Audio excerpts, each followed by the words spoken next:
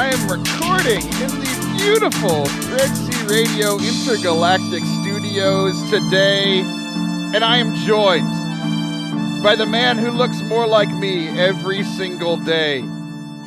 The wonderful, the beloved, Jonathan Bearded Blevins, everybody. How are you, John? I'm doing well. How are you doing, Taylor? Oh, I'm just phenomenal. So, are you saying I'm muscular? Is that what you're saying? Yeah, you've been working out, and everyone knows that I'm just the model of muscular activity. But you, my friend, I challenged you a while ago, and I didn't think you'd actually do it on all your fitness goals. And I saw a tweet yesterday that you have lost quite a bit of weight. Congratulations, buddy. Thank you, man. Thank you. And to be honest, I'd probably be down almost double that if I didn't have as many cheat days as I've had over the last few weeks. Like I was in Arizona for 5 days and I was like, my dad's an awesome cook. But it's going well. It's crazy. I'm just cutting calories and exercising. So it's amazing how that works, huh? Right?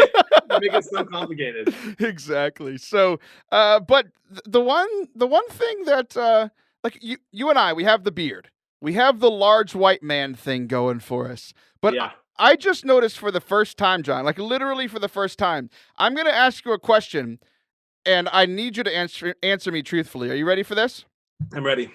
Are you, like me, do you wear hats so often to cover up the beginnings of your male pattern baldness?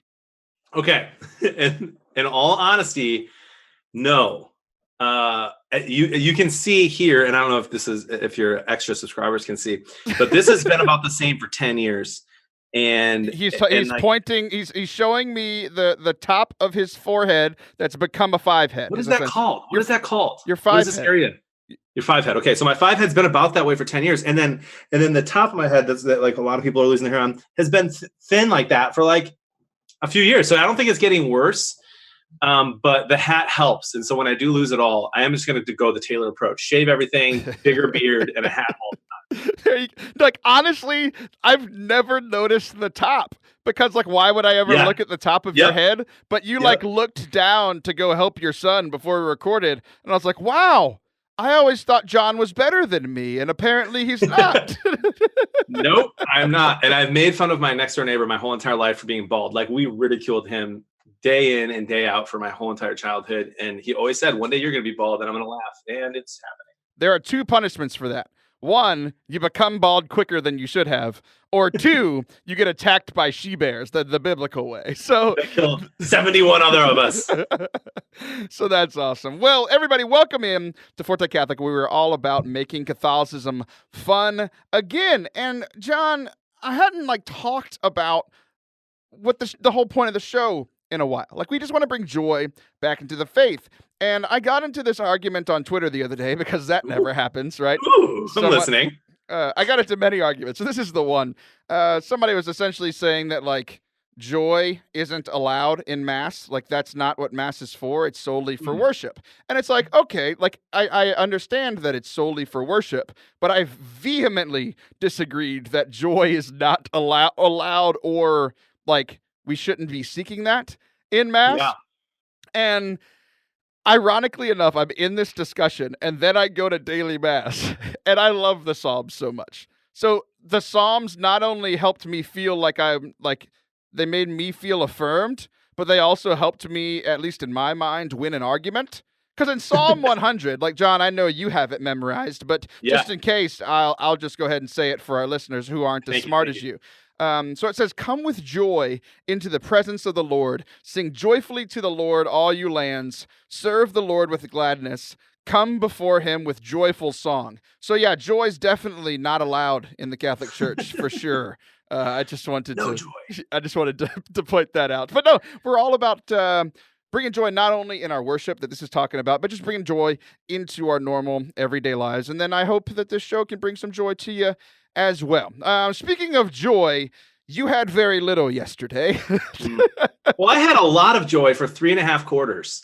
I mean, it was amazing watching. I'm a huge Lions fan. What can we talk about this for a second? I'm very excited. Absolutely. Let's do it. So my brother, I always host opening day at my house. It's like always the week before every ministry kicks off. And so like I get to watch a lot of games throughout the year, but not the way I'd like to. I don't get to have a drink or anything because I've got work later. And so opening day has always been a huge deal in my family, my immediate family. And this year, Tyler's like, I'm going to host it at my house and I'm going to get a private chef to cook appetizers for us all day. And I was like, what is life? And so we had food all day long, just incredible like food coming out. And then the Lions destroyed for 3.5 quarters. And really, even in the fourth quarter and overtime, still played better, arguably, than Arizona did, and ended up tying, like in the most Detroit Lions way ever, where they make up a brand new rule or something happens that, you know, the NFL will address with the entire league later, which is the offensive coordinator calling a timeout when they're not allowed to call a timeout. Only the head coach can and only the quarterback can.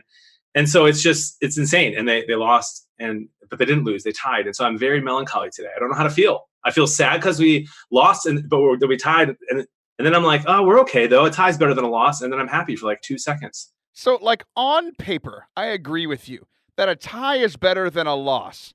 But as a fan, like, it hurts more because it's not a win, and I just essentially wasted 3.5 hours of my life. It's like we're in the same position that we were when we started today, and we did like 72 men just beat each other up for absolutely no reason on a Sunday afternoon. Yep. And all my screaming and my high-fiving and my funny, exaggerated lines of the best team ever, all was for nothing. Exactly. So you and I have like just kind of gently poked fun at each other for our NFL stuff because, like, you know, my Texans, I mean, obviously they're better than the Lions over the last few years, but they're not. No, I mean, just look at the data. I mean, we've been to the playoffs in the last 10 years, but you know. So have we. We've been to the playoffs 3 times in the last 5 years, Taylor. We just haven't won a playoff game. I cannot remember the Detroit Lions being in the playoffs. That's actually news to me. I'm actually proud. Yeah, in the last 10 years, at least 3 times, maybe even 4. But yeah, we lost to the Cowboys. We lost to the Seahawks a couple years ago. It's always embarrassing. It always starts with we lost, which is fantastic. Yes. But I love the NFL. It was opening weekend this weekend. Like, I'm extremely blessed that my wife is a huge sports fan. Like, she's in our fantasy football league. Like, I know that you are in a league, and I'm very jealous of all the people that are in that league because it's a lot of my friends, and I wasn't invited. It didn't hurt at all. But like this fantasy league that I've been in for many years, my wife's also been in for many years, and my wife actually won our fantasy league last year. Like, she's super into the NFL. So, you know, all these guys who have been around football our entire lives, and my wife just comes in and steals the money and steals the show. So, you and I have poked fun at each other a little bit for the Lions and the Texans and our other, you know, sports teams and everything. But I was totally with you on Sunday because the Lions were winning, and I bet the under on that game. So, which if people don't know, it's like there's a certain amount of points, and you bet are both teams' totals going to be under this or over this, and the Cardinals just stormed back, scored 18 points in the fourth quarter, and not only ruined your day, I'm not even a fan of the Lions, and they ruined my day too. So I don't think I'm ever going to bet on a game involving the Lions unless it's on them to lose. I think that's my new rule. Yeah, don't, because as soon as you bet on them to lose. Last year, I think someone said around the time that happened that they were playing the Patriots at home last year, and they lost to the Jets opening day to a rookie QB, and everyone's like, the Lions are dumpster fire. Matt Patricia doesn't know what he's doing, and so tons of people put money on the Lions to lose to the Patriots, and then they beat the Patriots. See, yeah, that's actually crazy because there's like something about bouncing back, right? Like, I'll actually bet pretty often in football season on a team that got blown out last week to come back and to cover or at least win throughout the week. So we'll talk about betting at another time. But this is so fun. We do need to talk about it because maybe we'll talk about it next week because it's so often that people are like, oh, you can't bet on things as a Catholic. And it's like, actually, read your catechism. That's a tease for a show in the future. But I wanted to tie these two things together because ironically enough, on Saturday, my family and I, my wife, my 3 kids, traveled to Houston to meet my parents and my middle sister because her birthday was actually Sunday, but we celebrated on Saturday. So we drove there, had lunch by the pool. They were in a hotel, lunch by the pool, hung out by the pool for hours, like me and my son are extremely sunburned, but it was just a great day. And like my son's become a huge football fan because both of his parents are. So like we'll sit there and watch the game. We were watching some of the college games, and my dad was there, and we just kind of got to talking. And my daughter loves to play with this scar that I have on my hand. So we're all sitting there, me, my dad, my son, and my sister watching football. She's falling asleep and playing with this. I mean, it's a pretty large scar on the palm of my hand. And my dad and I start laughing about it because he's like, "Oh, I saw her playing with that earlier." And I was like, "Yeah, because like my dad was there when this scar happened. I was a young man. I was maybe like preteens, 10 to 12, somewhere in there.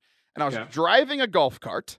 And you know how like if you're going to do as 10-year-olds do. Yes, 10-year-olds do. Yes, I've been very grown up for many years. So I'm driving this golf cart. And you know how like if you're going to do a turnaround in a golf cart, like you need to make a wide turn. So most time at golf courses, it's like a U shape, right?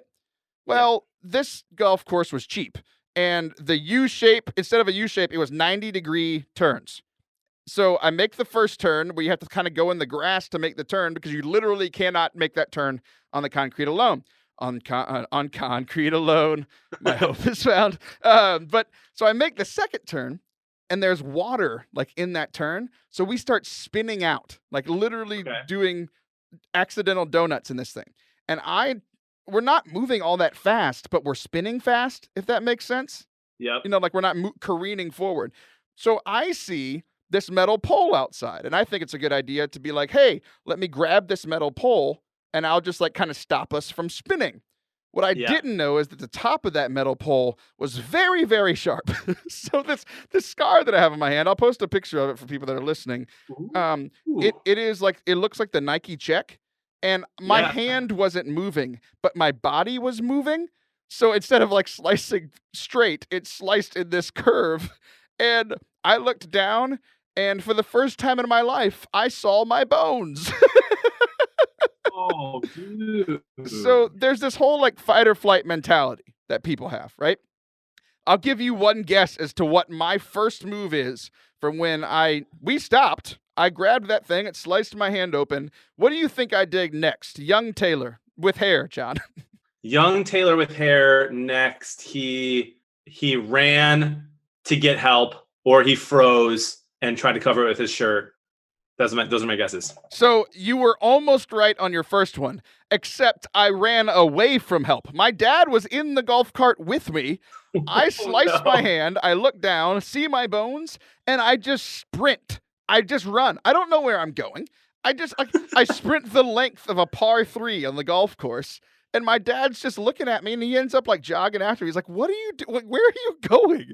Because like literally, my help is literally right there. Like the guy who's going to, you know, like I'm too young to know. Like, oh, I need to put pressure on it, hold it down, put a band, you know, wrap a shirt around it or whatever, and let's go to the hospital. I'm just sprinting. I don't know what's going on. My dad finally catches up to me, does all of the adult things. Puts pressure on it, takes off one of his, you know, his outer shirt, wraps it around my hands, just covered in blood, and he says, "We're going to the ER." So we go to the ER, right? So we all have this fight or flight mentality and I think we have it with different situations. Like in some situations, we're going to fight for something. In other situations, it's smarter to flee. So, like in your general life scenarios, Jon, do you lean more towards the fight or the flight mentality? I think that lately in the last few years, like the last 2 or 3 years, I've been more of a fighter for the people that I love, like really well. So like my family, or fighting for my family's time in ministry, that's really important. Or fighting for my staff and the people that work for me to make sure that they're being healthy and that they are taking breaks. But I think that with my own personal life, like I'm taking care of myself, more flight. So like running away from stress, praying less when I'm stressed, all those kind of things. Yeah, no, I'm totally with you because like I think when I was growing up, because I was 100% testosterone and like just like working out all the time, like I think that fight came more naturally to me, and then it was easier for me to apply those things to my spiritual life. Like I used to fight like crazy for my spiritual life. I used to fight like crazy for like no girls that I was friends with ever dated because I just had this eminence of like you shall not touch these people. I was a fighter, but like over the years, as I've kind of gotten beaten down, I'll do kind of what you were saying. Like I'll fight on behalf of other people, but instead of like coming back and trying to receive healing or like to take some time to rest, I end up fleeing from my time with God. In the situations that I'm fighting, I'm also fleeing, right? And so like I had this crazy image as we're sitting there in this hotel watching football with 3 generations of Schrolls of like just what I did when I was 10 years old in fleeing from literally the only person that could help me in that moment. I just ran away from him. It's like, why did I flee? Like it's stupid. It was so stupid for 10 to 12-year-old Taylor to do that. Like it just literally made no sense. And I finally came to my senses and I went back to my literal father and came back. And it's like, I've been reminded of that a lot because like last week for me, like I had been on a like 6-week, like, let's do it spiritually, like probably better than I've been in a long time. And then over the course of like the last 7 to 10 days, just like the stress piled up, like work things piled up. And I was just like, I'm doing all these things. I'm fighting at work. I'm fighting, for these people, but then like internally and like when I went home, I'm just fleeing from all of that fighting. And I never actually got that rest and I wasn't taking care of myself. Amen. I'm right there with you, dude.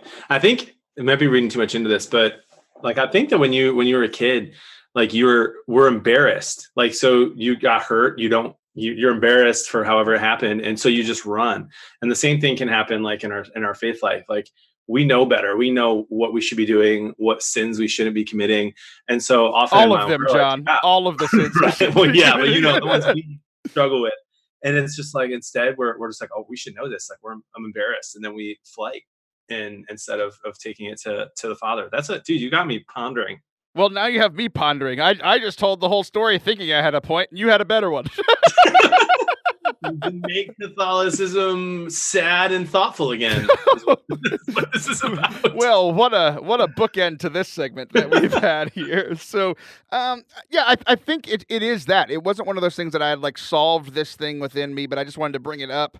And I think I'm going to go pray with it. And apparently you are too. And I hope some other people will too. Because as fun as we want to have around here, we do want you to grow in your spiritual life. And we're going to do that in our next segment with Katie Prejean McGrady, one of everyone's favorite people in the world. We're going to be talking about the great book and movie, Ready Player One. Don't go anywhere.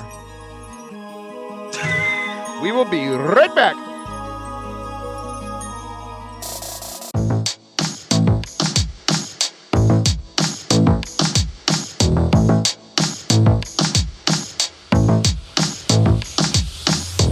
Welcome back to Forte Catholic. Jon, none of my co-hosts have figured out yet how to stop talking over intros and outros.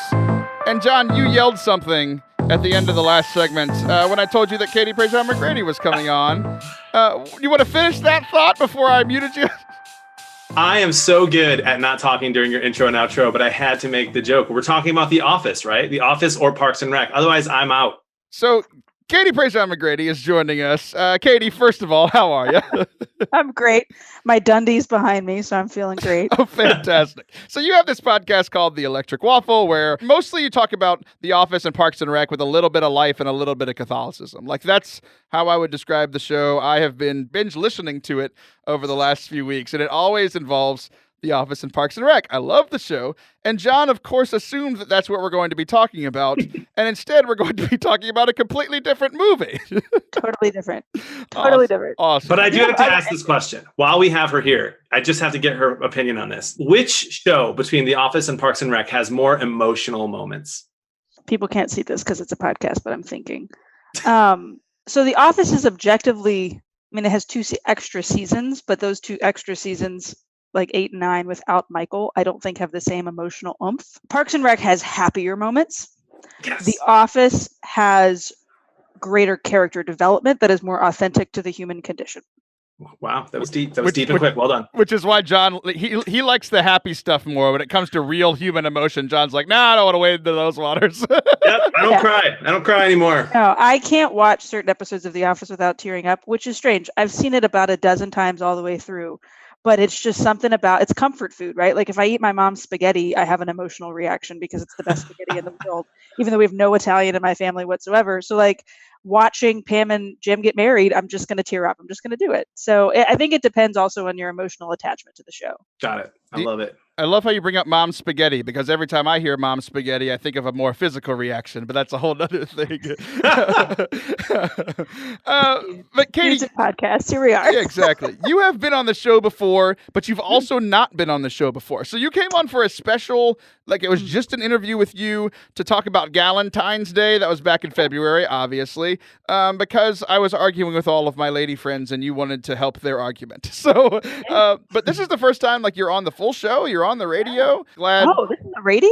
I thought this was just cool. Hi, everybody. Hello, world. So essentially, you were tweeting back and forth the other day, and I started talking about Ready Player One. You're like, I'm actually rereading that book right now. So I went back through my notes because I was like, I know I've talked about this on the show. And I figured I did a whole segment on it, right? You know, like, oh, here, look, typical Catholic podcast. I'm going to talk about something I love and then make a Catholic point in the last 2 minutes. And I realized that I actually didn't do that.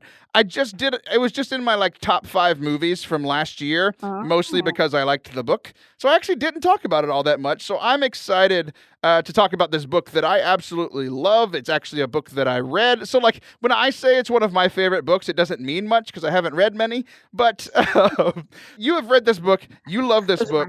I said those are my favorites, and I moved to show you my shelves. Oh, good. I was like, are you just leaving? I thought you were leaving the show. No. I was trying to. Sorry. No. I'm not leaving, everybody. So this is what's hilarious about this is that you just did something that was perfect, because in the other 2 segments of today's show, Jon also mentioned something physical that no one else could see as they were listening.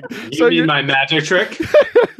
You're doing this perfectly. So you are a fan of Ready Player One. We're going to talk about why, but first, if you were in the elevator and somebody asked you, what's that book you're holding? Ready Player One. What's that all about? What is this book for people who have never read the book or seen the movie? So a dystopian world, far scarier, I think, than anything we see in like the Hunger Games or even The Walking Dead. This dystopian world filled with poverty and lack of riches and just people don't have resources have become obsessed with a digital life. So imagine like The Sims meets Twitter meets Fortnite streaming full time. And like, depending on where you are in society depends on how much access you have to this digital world, which I don't think is that far different than what we have right now. And this young man, down on his luck, really doesn't have family or attachments to anything in this world, lives in this alternate reality, kind of, scraps along by the skin of his teeth. And because of his wealth of knowledge based off of living in this world, unlocks a key to this game to basically win this man's riches that created this oasis. And so it's just his journey and his adventure to basically unlocking this big scavenger hunt and winning all this money, and kind of how he grapples with this. And of course, it's got romance and friendship and all these really cool 80s references that, I mean, if you like Stranger Things, you'll like Ready Player One because this did it first. And it's a ride and it's fun. And I loved every second of reading it and watching it. The movie wasn't as great as the book, but it's pretty good. Amen and amen. So what is it about this book that you reading it as a Catholic, as a regular human being, as a woman? Like, what is it about reading this book that has made you come back to it? Well, I bought it in an airport. I was, so I obsessively listen to a lot of secular podcasts, not just Catholic podcasts, just because like I need to know what's going on in the world. And one of my favorites is Pop Culture Happy Hour from NPR. And they did a look at the movie. And I was like, oh, I want to see the movie. And then I found out it was a book. And so it's like, oh, I'm going to buy the book next time I'm thinking about it. And I was in this airport and I saw it on the shelf and I was like, oh, I'm going to buy that. It's $8. And I couldn't put it down. Like I read it on the trip. Like I was the speaker that went and I gave a talk, went and had dinner with everybody, got back on the plane and like could not put the book down and was sad when I finished it. Like distinctly felt like, no, this story can't be over. Like, is there a sequel? Is there more? Like, what else did this guy write with this character? Because I really fell in love with the characters. And I think that's what it was. The way Wade Watts was written, the relationship that develops between him and his friends, the way those friendships fracture, the competition element, the rallying together was very much, I just watched Avengers Endgame the other day. I was like, that's Ready Player One. Like, that's totally pulling on a trope. And everybody shows back up. So I think it's the hero's journey, but with all those really cool pop culture references and with technology that like seems new agey, but really isn't that far off from where we are right now. And it's written well. Ernest Cline I think is a phenomenal writer and storyteller. And I'm a sucker for a good book, even if it's sci-fi video games. I think that's a great genre and medium. Jon, she just shared why she loved it. You told me before that you had a hot take on this movie/book. Are you ready to share that now? Yeah, it isn't so much a hot take, is it? Because it really, I agree with a lot of what Katie just said. I don't think we're not far from it. We're not far from a world where people can unplug completely, and not just, you can do that now with games, but not just like that, like the VR part where you can like feel what the characters are feeling. And like those things exist right now. They're very expensive. And so most people don't have those in their home. But my hot take or my like prediction is that everyone always talks about Fortnite and like, when is Fortnite going to die? And a game comes out like Apex or the new World of Warcraft classic thing, and for 2 weeks like it beats Fortnite as far as people watching or playing or viewing, and then Fortnite does something really cool and comes right back because they have all the money in the world. And so when people say like, Jon, when is Fortnite going to die? I'm like, it won't. Like, it's going to be the biggest game of all time until virtual reality becomes affordable and everyone can have that in their home. And when you can live Fortnite and feel what happens in it, I think that's going to be insane, and that is going to change like really the landscape of the world. And I think it brings up a huge morality question of like, could you ever even enter into a world like he does in Ready Player One? Why would you ever leave that world then? If you can feel everything and do everything that you could ever imagine in this digital world, and it feels real, and your brain even thinks it's real while you're in it, should you ever even do it? Like, should you ever even put the VR thing on? It's crazy. So then we could talk a ton about this, but that's my thought. Is it's not far off, and once it's affordable, it's going to be a huge moral question for us as Catholics to think about. Yeah, it's crazy. Like this book was written in 2011, so we're only 8 years removed from this book, and I think we're 8 years closer to this future that they're talking about. So essentially with this oasis, the people's life across the world, really, life is so bad. The rich have become so rich and like there's no middle class. You're either poor or you're like the absolute elite. And the majority of human beings, their life is terrible. So essentially they are going to check out because their life is so much better. Even if they're poor in the real world, it is harder to move through the oasis, but you still get to have a better life. You get to look however you want. You get to, for the most part, do whatever you want, especially if you have more money. But even then, like, your life is better in this virtual world, and like they actually have to deal with that. It's like, essentially what most of these people are doing is taking care of their body, working out. Some of them work out, they go eat, they go to the restroom, and then they go right back into this oasis to where they're totally focused on leveling up their player and experiencing all these great things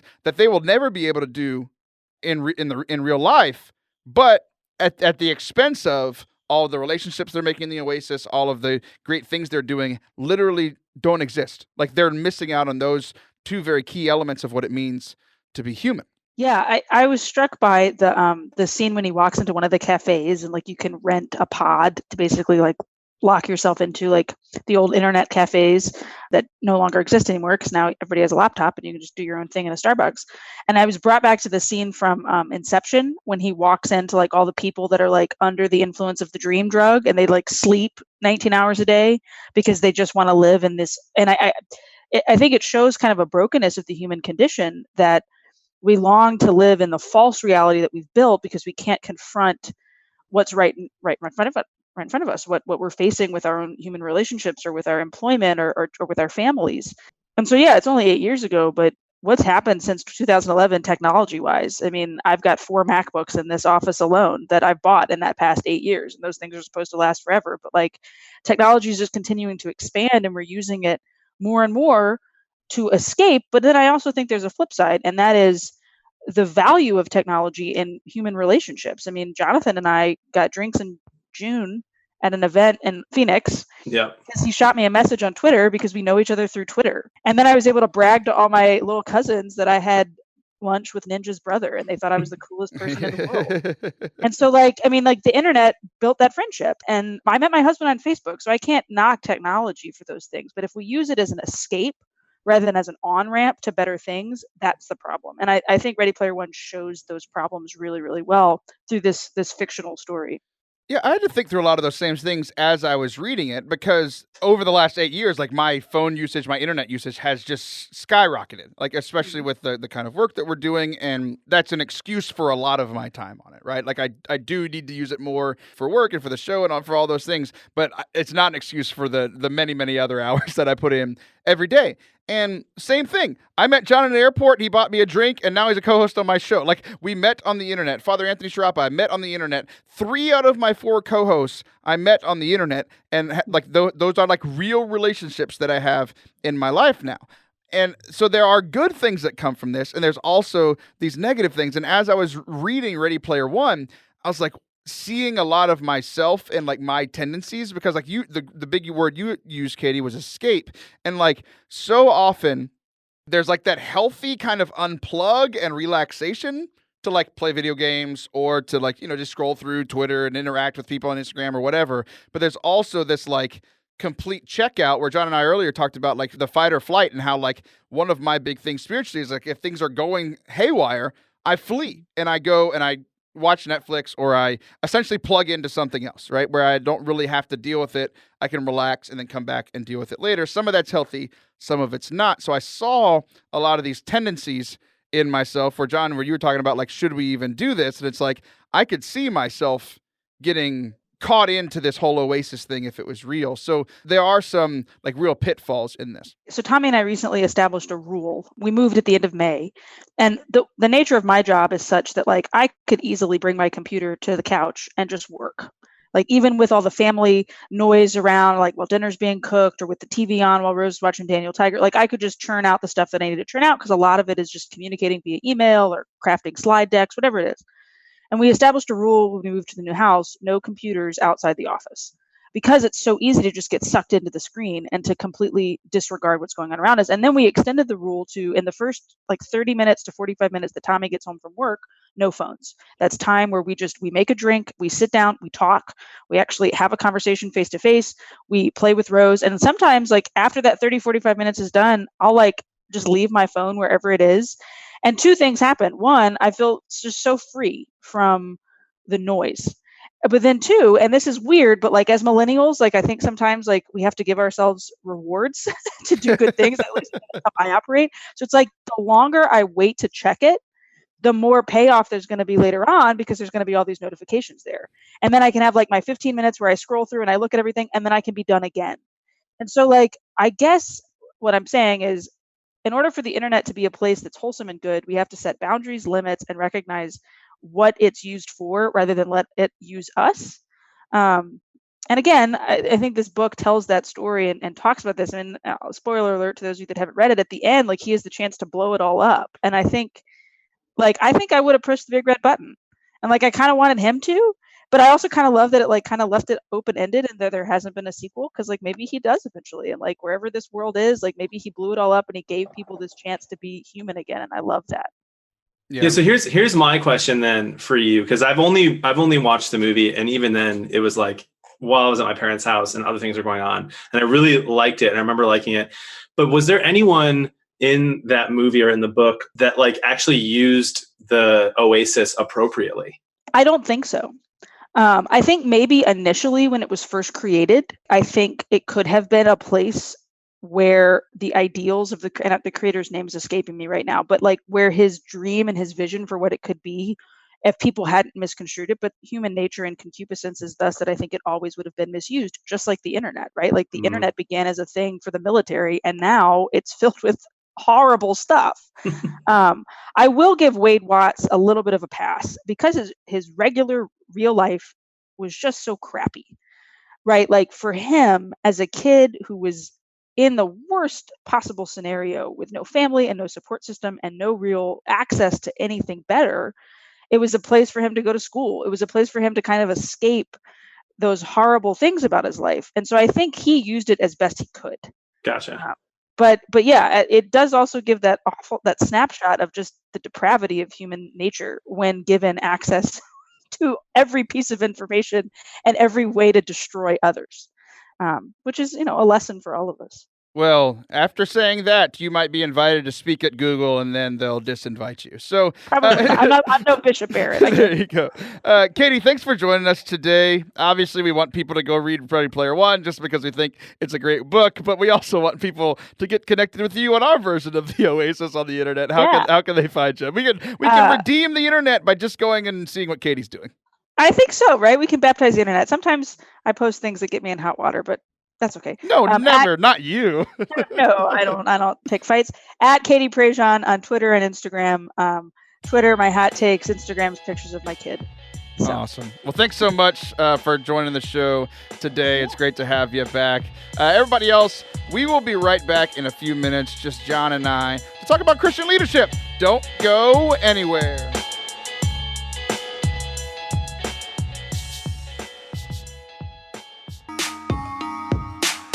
Welcome back to Forte Catholic. I am here with Jon Blevins, who is doing something very strange.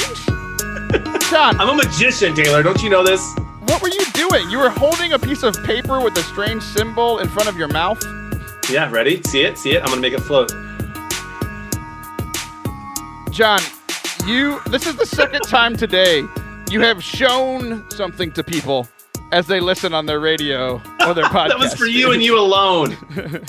It's me alone. My hope is found. That's heretical. And the second time I've sang that song. So we're just doing things in twos today, like Noah. Okay. Noah was not the greatest of leaders. We know that from scripture because he drank too much.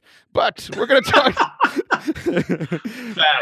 So a few months ago, for the listeners who are super dedicated, so not Jon, I talked about, it was after a conference that I went to where I had really kind of been introduced to Barnabas for the first time in my life, because he's not this huge leader. Like when you think of the early church, Jon, who do you think of as like the big name leaders?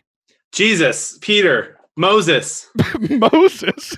Moses was a great leader. Well, to be fair, Moses was within the early church for a brief moment of the Transfiguration, so we'll let it slide. Come on, dude. We got this. So, but not Barnabas. Paul, Mary, not Barnabas. Literally not Barnabas, right? So I talked about it a while back, but then like it kind of stuck with me. And this whole like idea of Barnabas and what he did kept getting its claws in me, kind of kept coming back. And then so like a week or two ago, I went to spiritual direction. And my spiritual director was like, this keeps coming up, like you need to do something about it. So for once in my life, I was obedient to someone, and I went and bought this book. I went and found this book called The Barnabas Way, and I started listening to it this weekend.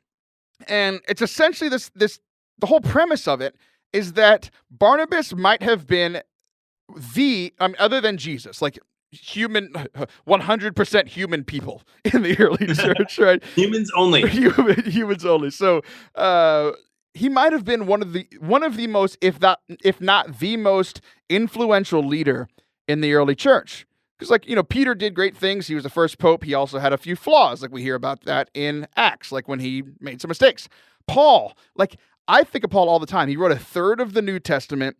Was a missionary to all of these places, was a martyr for the faith, like all these great things. But Paul would not have existed. I mean, he would have existed as a human person, but he wouldn't have ever had this platform or this influence on the early church if it wouldn't have been for Barnabas stepping up for him to the 12 apostles when Paul was brought to the 12, and they were like, we don't want to see this guy. Like he's been killing all of our friends. I don't want to see him. And then I kind of talked briefly about like Barnabas essentially puts his neck on the line for Paul and says, I trust him, even though he has killed literally some of my friends. I'm going to be a model of Christian forgiveness and step up for this guy and say he's going to do the great things for the church. And as we saw, that happened.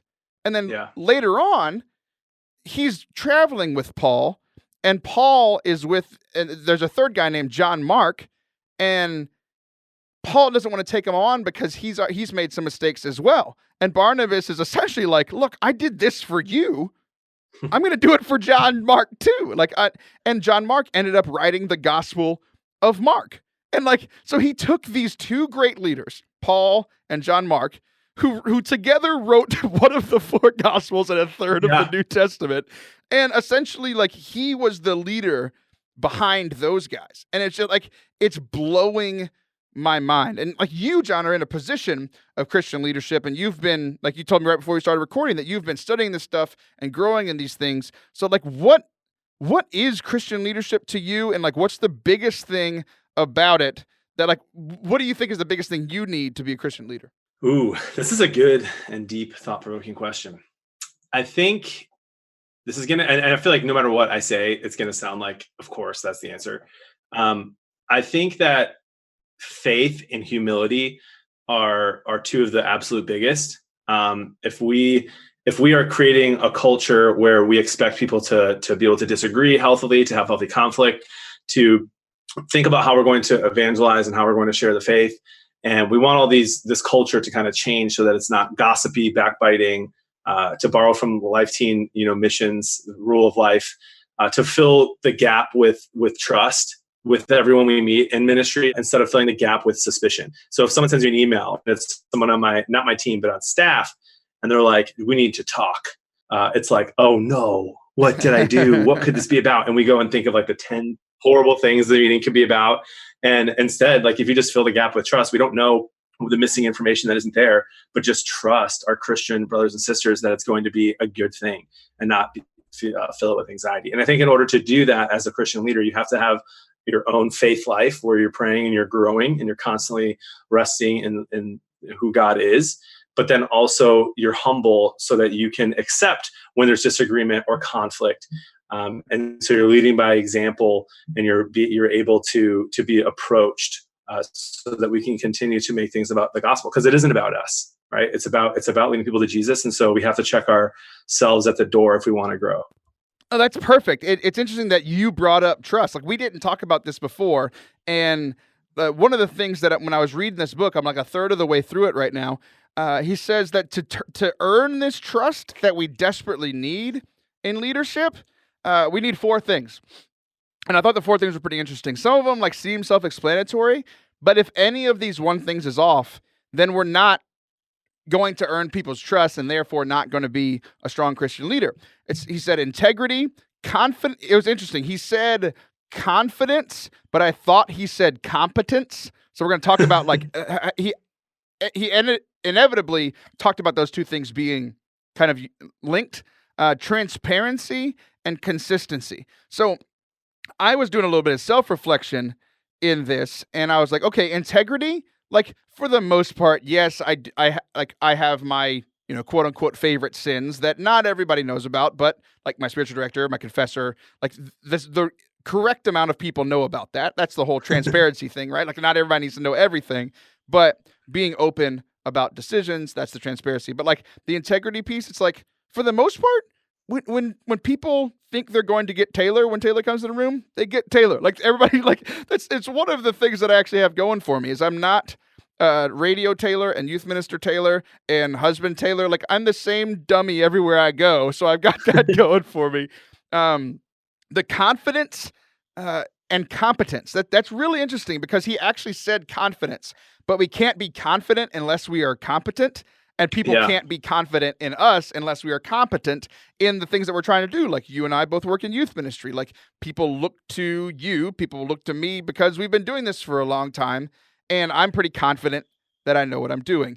And then consistency. Like, this is the one that I think I struggle with the most. Like, I think this is my biggest like hole in these 4 things, because I think as I was doing some reflecting over this last few days, I like to be the hero. Like, I like to come into a situation as a leader and like fix something and like be the like knight in shining armor that saved the day.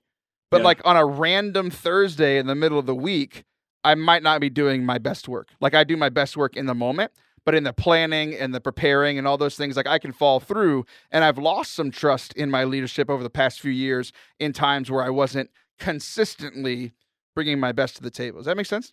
Yeah, for sure. For sure.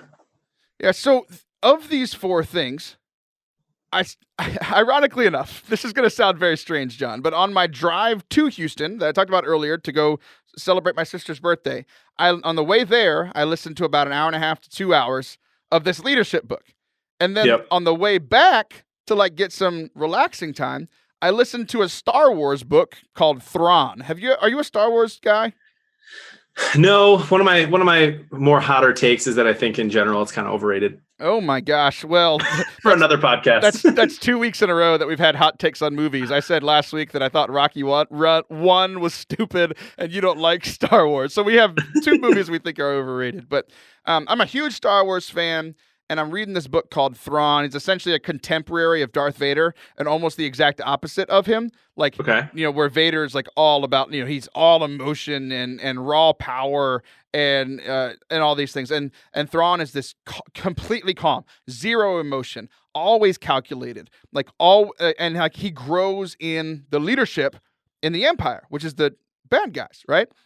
And I was thinking about it because like Thrawn is known as one of the best leaders of all time, or like in the Star Wars universe. Like he is like, it's ridiculous. And one of the things that happens in this book is that you get to essentially know the thoughts that are going on in his head.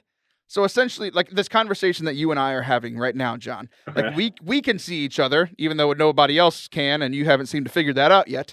But but like we can see each other, we can see these social cues. But essentially, every time, if I was Thrawn, every time I stopped talking and you were talking, what the book reader is hearing is what you are saying one sentence, and then what Thrawn is like, I'm observing you, I'm watching how you're reacting. He's essentially reading you to know how to manipulate you and get what he wants. And it's like, wow. So powerful leader. But when it comes to like, he's not transparent because he's literally saying things to manipulate, which means he's also doesn't have this integrity. He's absolutely confident, absolutely has competence. And he also has this consistency. Like he's the same all the way through. And I was like, this is crazy because like, just like myself, I have this huge hole that's holding me back from being the best Christian leader. And he was literally evil. And he had these holes too, even though he did too tremendously. So like, if any of these are missing, it means that we can't be truly a great leader. Yeah, that's actually fascinating. And all 4 together would make you a great leader and a great holy leader. Right. Even. Right. Which is cool. Yeah, and I think there's something to say about that like, and we've talked about leadership in the past on the show, and we talked about how there is a difference between what a leader like in the secular world, which would be like Thrawn's job, right? Yeah. And a Christian leader. But if you are a good Christian leader, you will be and can be a good leader in the secular world. It's interesting how like essentially what God has laid out what a good leader is will work in the real world, but being a leader that is manipulative and trying to get your own way, which often works in the secular world, doesn't work so well if you're a Christian. Yeah. No, that's great. I think, man, I like this. What's this book called? It's called The Barnabas Way.